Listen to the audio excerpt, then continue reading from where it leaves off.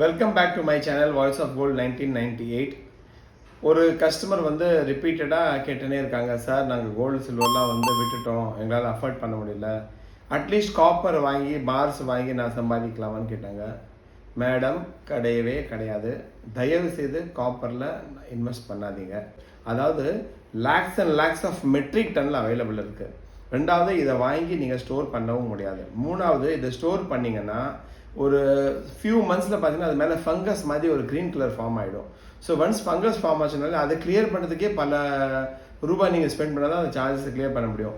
So copper வந்து industrial யூஸுக்கு அவங்க வாங்கி அவங்க மெயின்டைன் பண்ணி அதை யூஸ் பண்ணால் தான் மட்டுமே யூஸ், தவிர ஒரு கமாடிட்டி மாதிரி அதை நம்ம வாங்கி அதை வந்து சேல் பண்ணணும், பை பண்ணணும், ஸ்டோரேஜ் பண்ணணும், ஒரு அசட் மாதிரி ஆக வாய்ப்பு இப்போதைக்கு கிடையவே கிடையாதுங்க.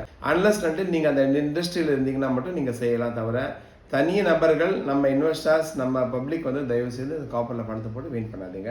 தேங்க்யூ ஃபார் வாட்சிங் திஸ் வீடியோ. பாய்.